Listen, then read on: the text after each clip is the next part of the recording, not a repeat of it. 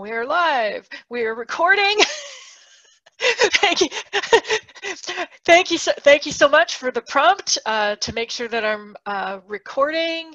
And yay, I remembered to hit record. Yay, I'm broadcasting on Facebook. Yay, so far so good with the technology, despite the fact that I'm flying solo this morning. My co-host is unable to join us today. But hey, welcome to Building a U-Shaped Business with Georgie and Patty. I'm Patty, and we've got Georgie here. She is with us. She is with us in spirit.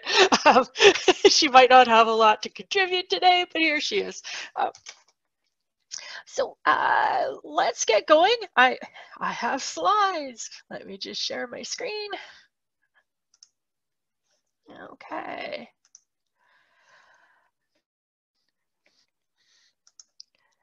And here we go. Welcome to Building a U-Shaped Business with Georgie and Patty. I'm Patty, and I'm Georgie.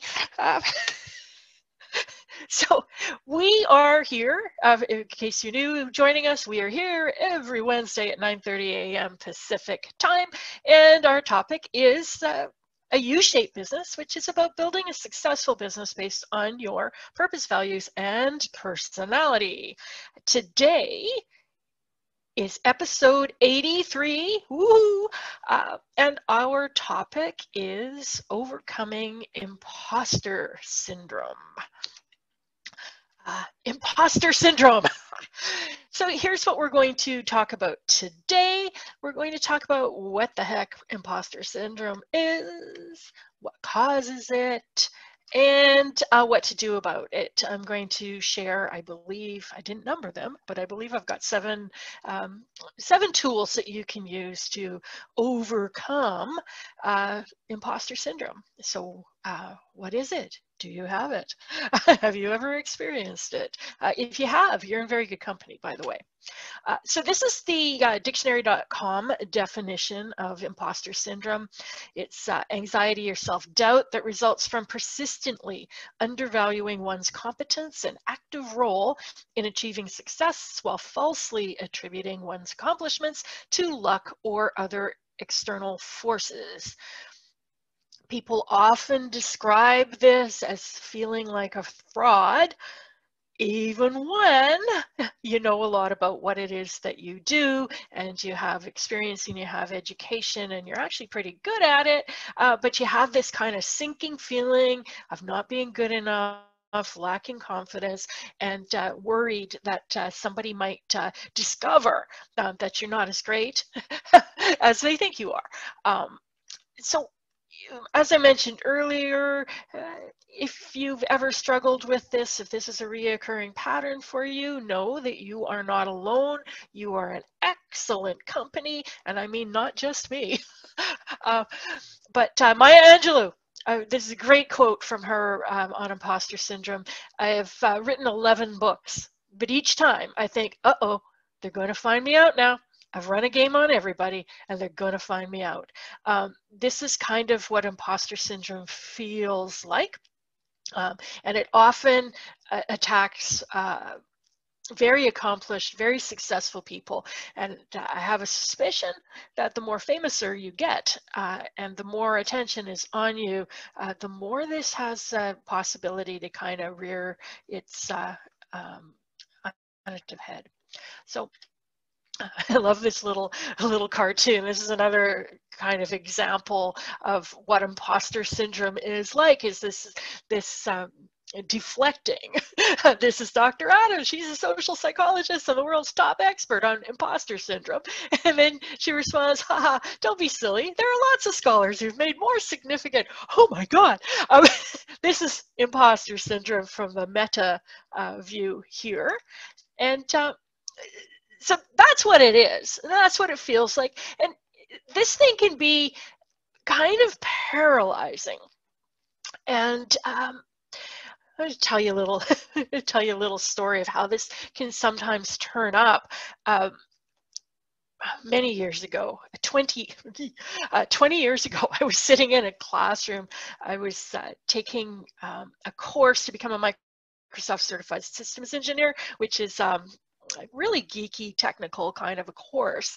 And coming into the class, you know, adult learners, all of us, room full of 20 people, and I'm sitting there and I've got no idea who are these people that are in the room, how much do they know. I'm coming in, I've got 15 years of experience in computers at this point. I was a programmer.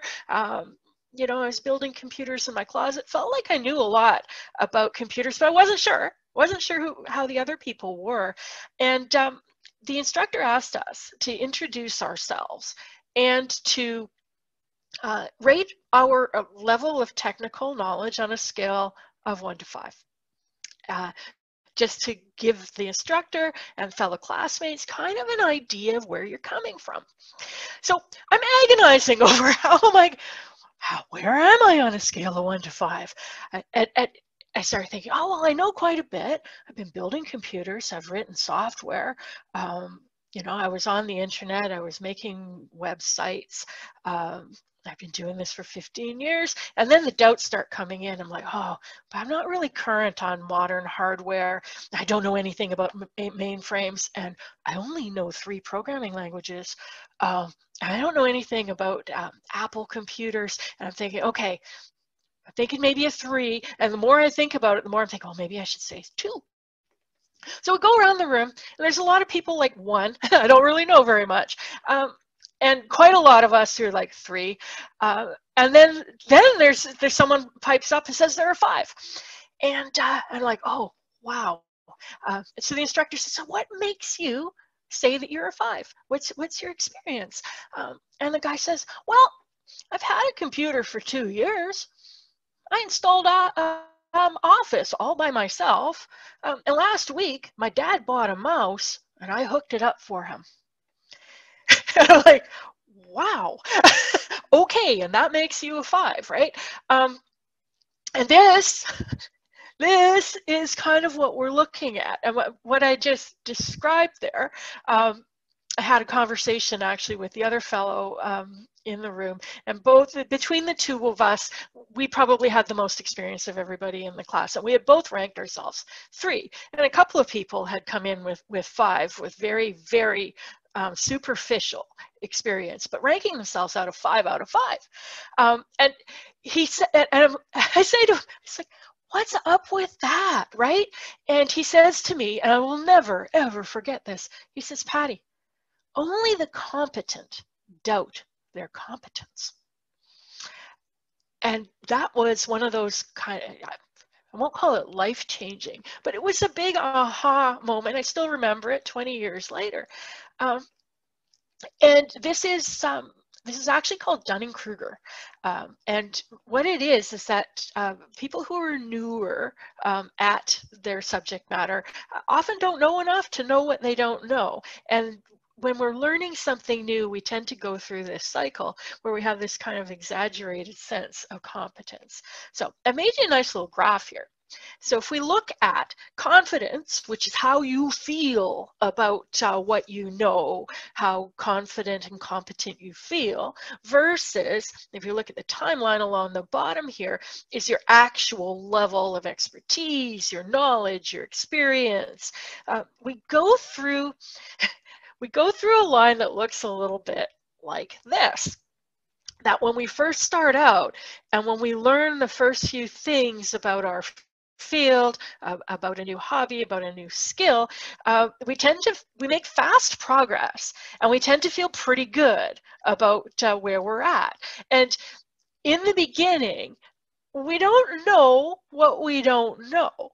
So oftentimes, people who have very little experience or education are often overconfident about what they know. Like the guys in the class who, you know, I ran a computer for 2 years, I installed Office. What else is there to know about computers? They just don't know. They were about to find out, but they just don't know. Whereas myself and this other fellow, we'd been in it long enough that we'd kind of tumbled down into, you know, the valley of despair.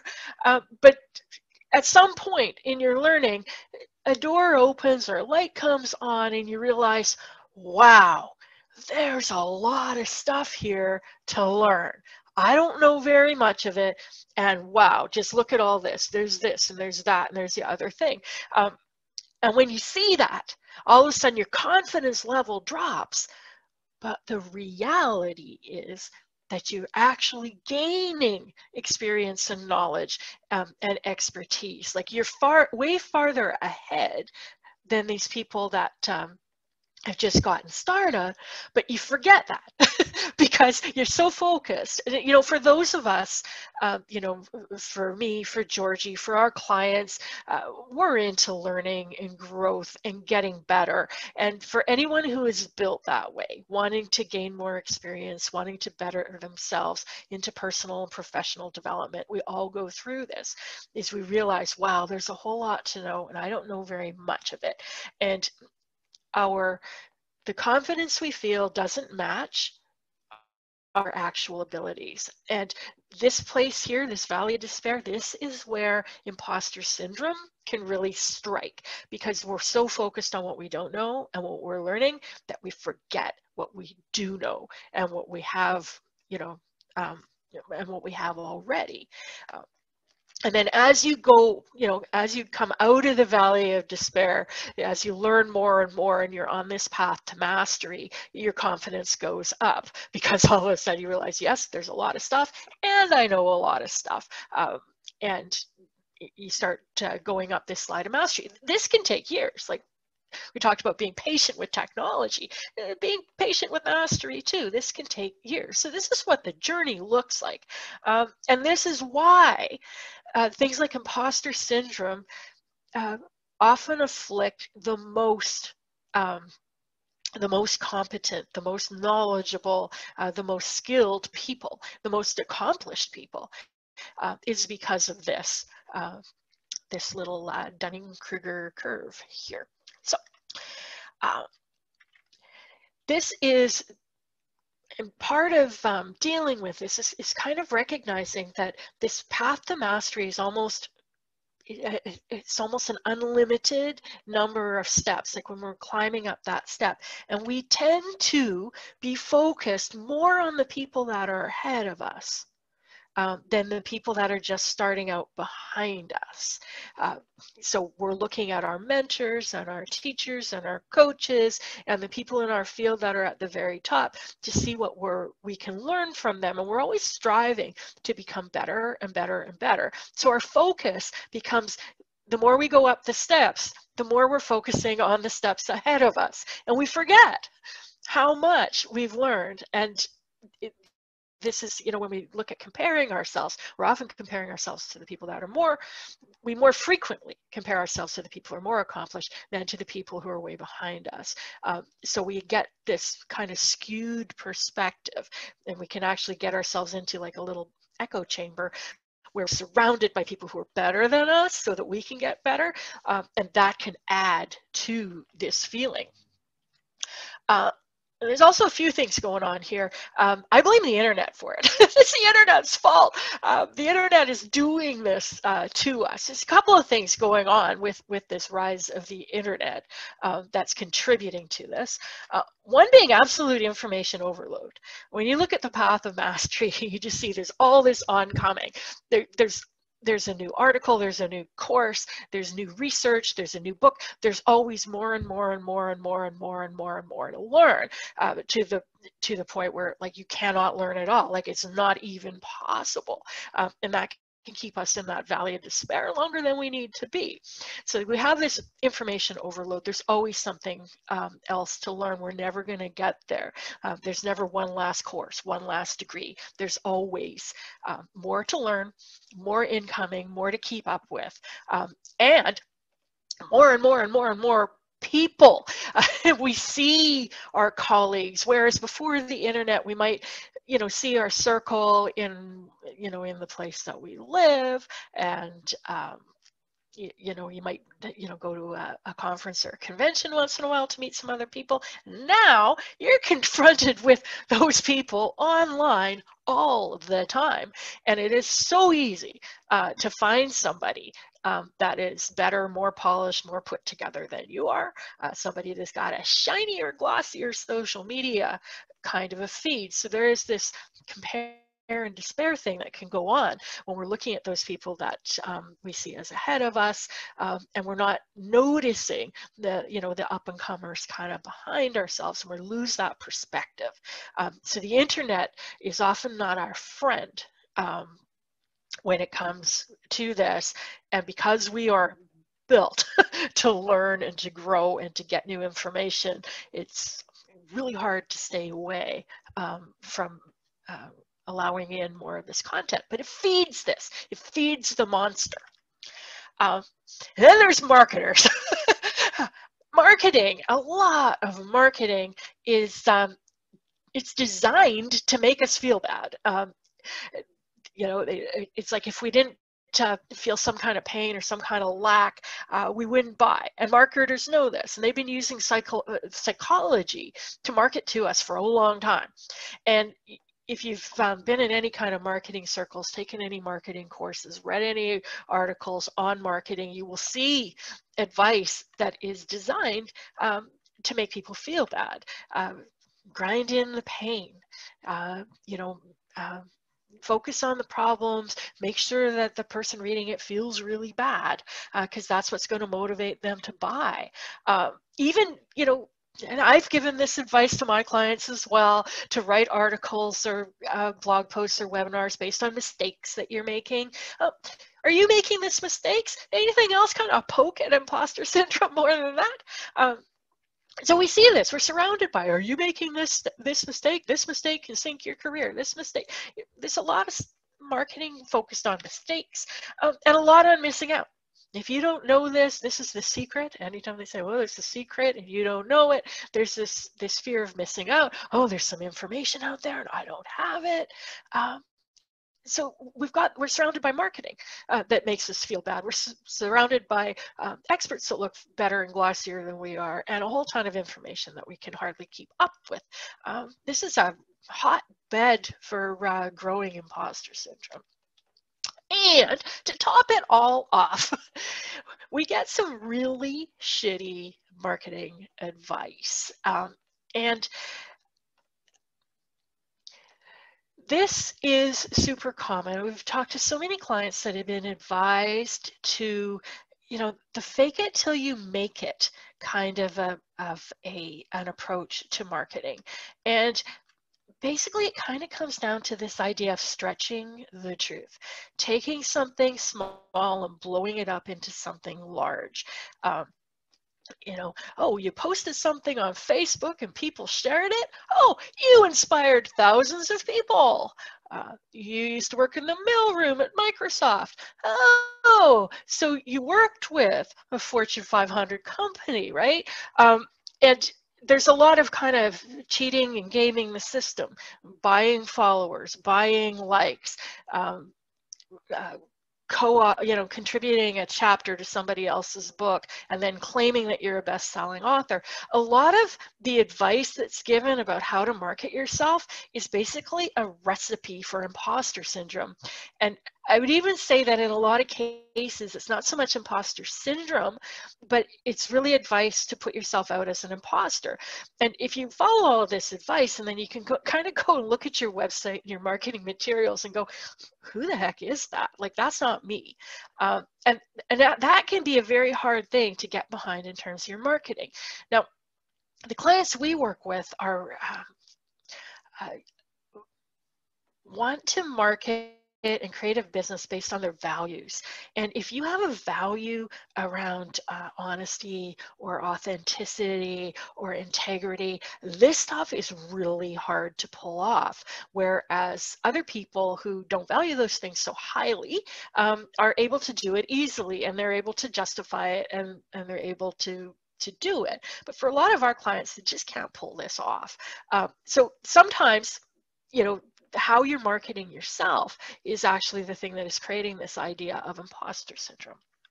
So what do we do about it? So we got an idea what it is, some insight into what causes it. So what do you do to overcome it? So here's some things that can help a lot.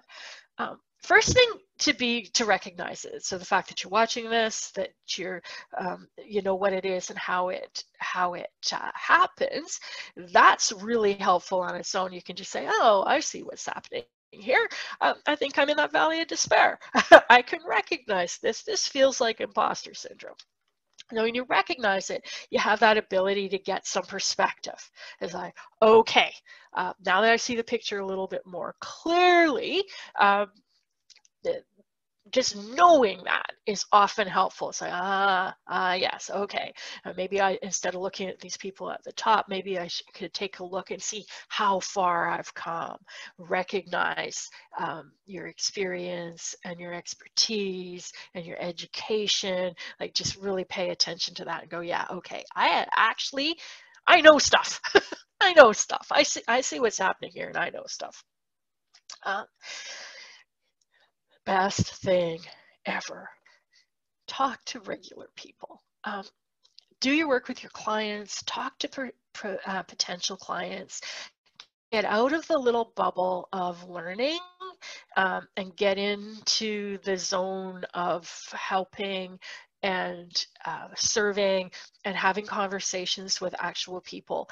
And this is almost a guaranteed fix for imposter syndrome, because when you have conversations with people that you can help, it becomes really obvious that you know a lot. Because you go from living in this world of all of these experts and learning these advanced techniques, and then you realize, oh wow, the clients I'm talking to actually need some really basic stuff, some stuff that I mastered long ago. And often this is a problem in marketing, is we talk from too high an expert level, and we need to really bring down what we say more to the level of our potential clients. Often experts are not easily understood by their clients because they're so far ahead of them. So when you talk to real people, when you talk to potential clients or actual clients, you realize how valuable what you have to offer is. They'll often tell you. There's nothing like having a call with a client and say, oh wow, you're so smart, that's so helpful. That works great for getting over imposter syndrome. It's actually talking to the people that you can help and focusing on them. This, sometimes I give these presentations so that I could talk to myself, but I sometimes forget this one. I'm so focused on learning new stuff that I forget to pay more attention into the interactions with clients to hear what they have to say. Be honest. We often talk about this being kind of a get out of jail free card, is to simply be honest with how you're putting yourself out there. And if you've had somebody advising you to kind of blow up the truth beyond what is comfortable to you, sometimes the antidote to that is just to simply be explicitly honest with where you're at and what you have to offer, and just get rid of the overstated self-aggrandizing marketing language. If you don't feel comfortable calling yourself a world-renowned expert, just stop doing it. If that doesn't feel true to you, don't say it. Just come up with some honest and clear description of what it is that you know, what you actually know, and market from this place of feeling solid in what you have to offer. So honestly state your skills and capabilities. And when we're writing marketing materials, we always want to make it sound good, make it relevant to our potential clients. But a great place to start, like before you polish it up, is just to honestly state what's true. This is true. One of the exercises I often give my clients is write a list of 200 reasons why people should hire you. Like true and honest reasons. Like just write them down, just to brainstorm. You might come up with some stuff that you hadn't thought of surfacing in your marketing, but just write out the honest truth. And the honest truth can often be, I'm new at this. Everybody starts their business on day one with no clients. so you can be truthful about where you're at. You can also be truthful about your past experience. So honestly state your skills and capabilities so that when you have that piece of paper that's got all of this information about who you are and what you offer, that you can look at that and go, yeah, that's true. I can stand by this. This feels solid to me. So from that, and then from that place, look for the positive angle in the truth. And there is always a positive angle in the truth. This is something I learned in real estate school years ago. When they advise, somebody asked, well, what do you do if you're a new realtor and you've never worked with anybody before, and you've never listed a house and you've never sold anything? How do you market? And the fellow said, use that to your advantage. You tell people, you're going to be my first client. You're going to get 100% of my time and my effort and my energy. Nobody will ever take better care of you than me. And I'm new, and my learning is recent. I just graduated from class. I know the latest information and it's fresh in my mind. There's always a positive angle in the truth. And often playing that new card is very powerful for marketing, for getting your first few clients. So don't worry that the honest truth isn't, marketable, because there's always a positive angle in it. And this one, take the spotlight off you. A lot of times this imposter syndrome thing arises because we're thinking too much of ourselves rather than thinking about the people that we serve. So take the spotlight off you. You can focus your marketing messaging on how you help your clients. And by the way, this is actually more effective than going, wow, look at me, I'm so amazing and awesome.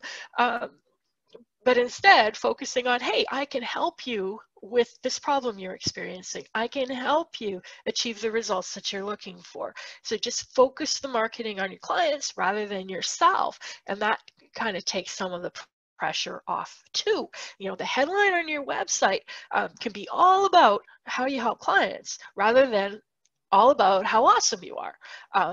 And I would argue, in fact, that in most cases, talking about what your clients get is going to be more effective than talking about yourself.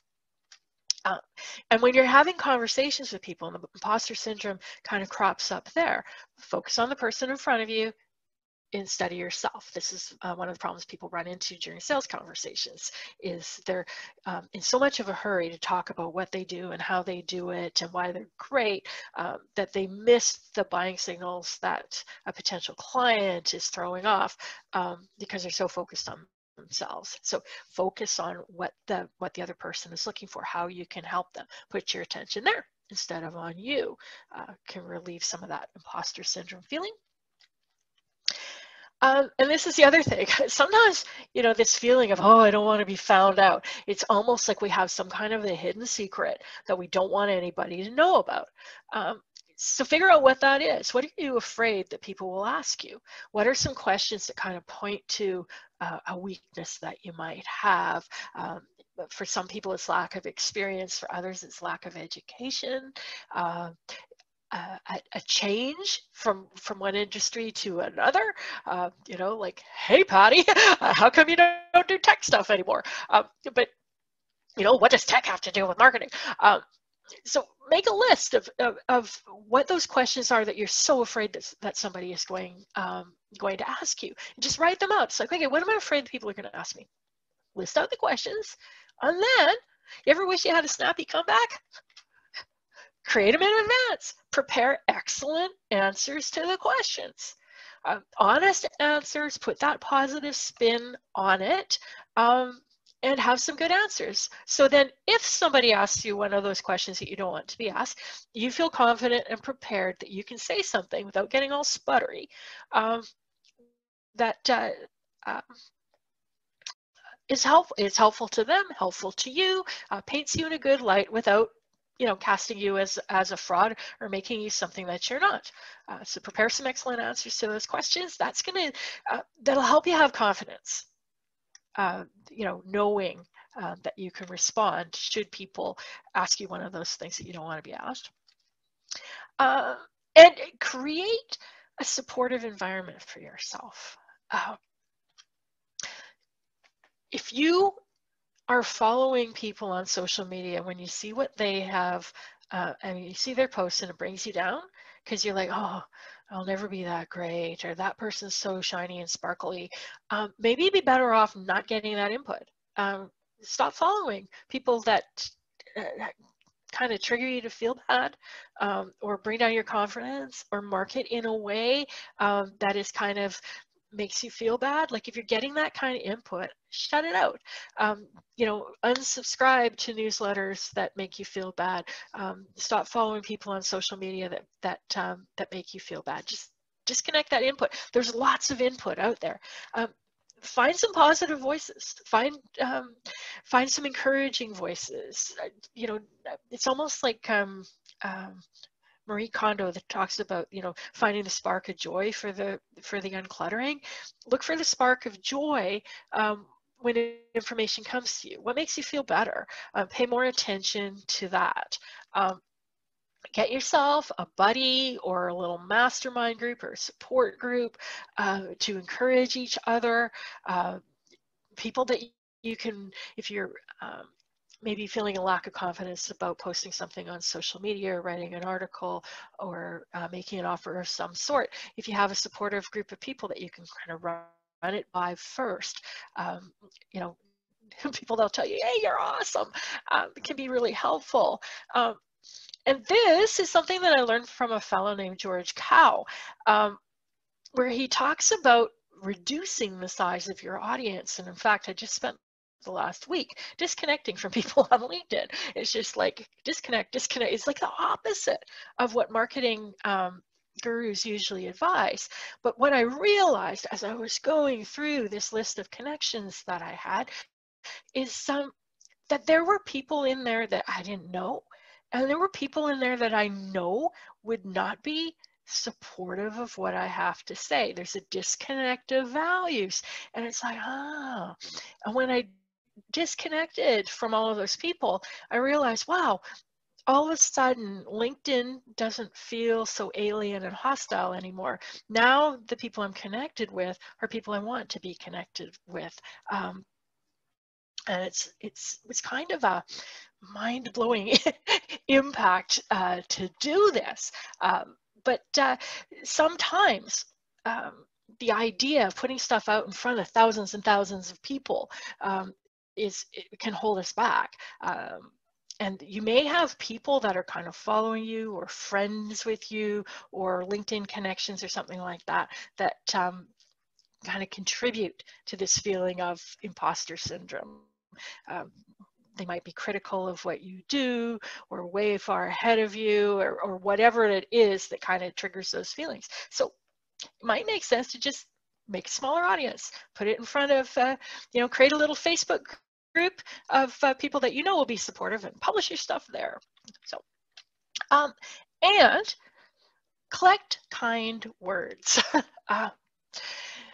We often have a habit of letting negative energy in first, focusing on things that we've done wrong, focusing on where the gaps are, focusing on unpleasant interactions, and we brush off compliments and positive feedback. Collect the kind words.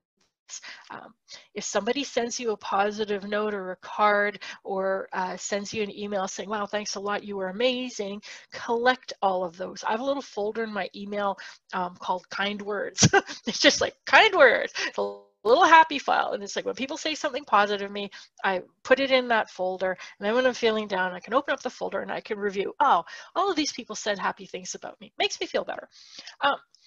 And when they say something to you in person, write it down. Write that stuff down in a notebook. It's like, so-and-so said I was amazing. But write down those positive comments. The act of writing it down kind of cements it in your brain a little bit more. But it gets you into a habit of paying attention to positive input.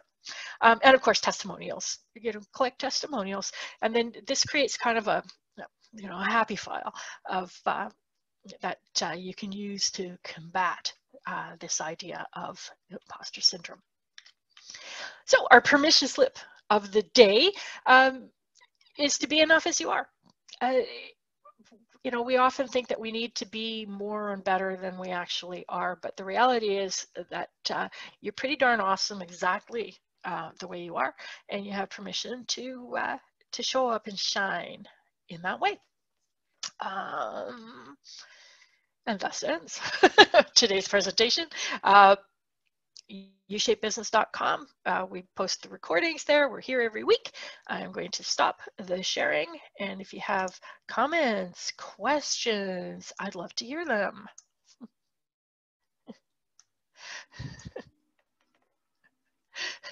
See, I got positive comments in the chat. Yay, you remembered to hit record. Congratulations. Laughing hysterically at a 5 rating. Oh, that must have been the computer thing. Yeah.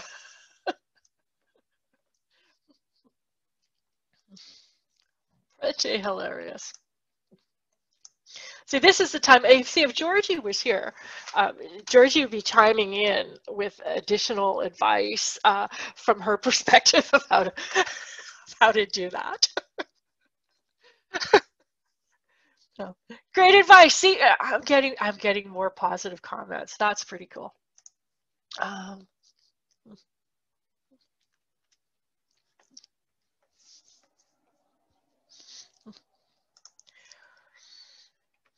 I have a collection of recommendation letters from past employers. Great reading every now and again.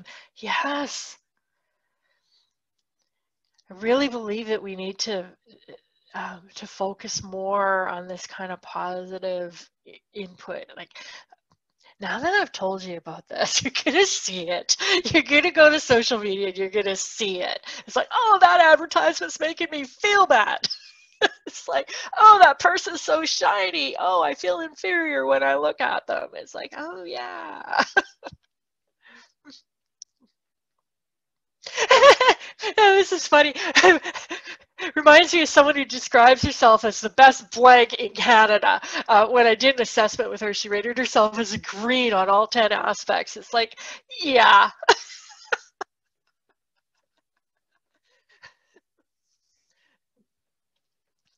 And you know, the interesting, you know, I showed you a little, little Dunning-Kruger graph, right? And this, the people who are perched on the top of that, don't know what they don't know. They sometimes refer to that as Mount Stupid. And the reality is some people stay on Mount Stupid forever. And I don't know if they're willfully ignorant or they're just not interested in learning and growing. But they just stay in that place of, oh, I'm amazing and I have nothing to learn. And for those of us, having that response, by the way, is kind of a sign that, yeah, maybe you got a little bit of imposter syndrome going on because you're noticing. It's this whole idea of, only the competent doubt their competence. And part of it is you have to be competent to recognize what competent actually is. And we often recognize it in others, but don't see it in ourselves. So it's we have that, we see that gap. There's this terrific podcast or interview with a fellow named Ira Glass who talks about our taste, like for people who are, artists or writers, is we know what good looks like even when we're starting out, but we are unable to produce good. And I read that, I'm like, oh, that is so true. It's like, I like to write. I want to become a good writer. I can recognize good writing. And when I look at my own, I see that it is not that. And that's one of the things that we deal with too. It's like we don't have, it's when we're starting out, it can take years to reach that level of mastery that we admire and that we recognize. And that can be really hard. It can be hard to continue to produce work even when you know it's not as good as it will be in the future. So another kind of insight to that. And it's just more evidence that feeling this way, recognizing these things is actually evidence that you're better than you think you are.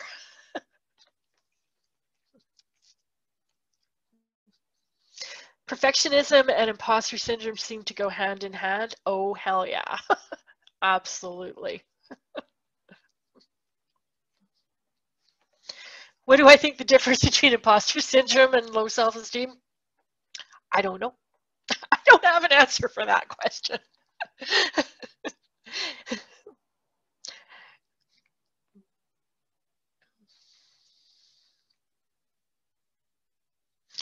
Yeah, I think even when we get to mastery, sometimes fall back into the valley of despair. I heard someone who's a master and still feels imposter syndrome. You do a search for imposter syndrome, and you will see celebrities, people at the absolute top of their field, world-renowned actual experts, people who've delivered TED Talks, and I mean real TED Talks, not the TEDx is great. TEDx is also gamed often, but who've been invited to deliver TED Talk, who have an incredible amount of education and experience this imposter syndrome, and it's like, because you'll never know everything. There's always more to learn. We got a book recommendation, When Perfect Isn't Good Enough. A pretty good book, but forgot the author. When perfect isn't good enough.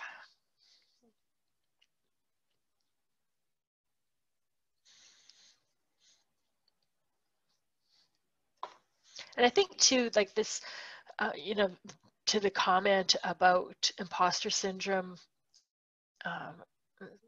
kind of inflicting people who are, recognized experts, like they are actually have a lot of substance and time and experience and education behind their work. Like that's where this started, like this whole idea of imposter syndrome, like that's kind of where it started. It's kind of like, what's going on here? I've got all of this stuff behind me and I'm feeling like a fraud. Like there's something about this that isn't quite right. And I think too, the response that people get when they say that is not always positive. It's like, oh, get over it. Like, what do you mean you're a fraud? You got all those awards, all that education, all of these accolades. Just get over yourself, kind of a thing. And I think that's, and I think for a lot of people, kind of maybe even circling back to that self-esteem question or low self-confidence, I think often hard to find the line between what's imposter syndrome and what's just, feeling a little bit of a lack of confidence. So if there was a Venn diagram, I think there'd be an awful lot of overlap here. I'm always surprised by the experts who still wrestle with feeling like they're an imposter. Hadn't heard about Maya Angelou. Yeah, I'm like, seriously? I probably could have come up with a whole long list of celebrities, because there are a lot of celebrities, a lot of very accomplished people who talk about having this feeling. Tina Fey was one of them. So, you're in good company if you're having this kind of experience.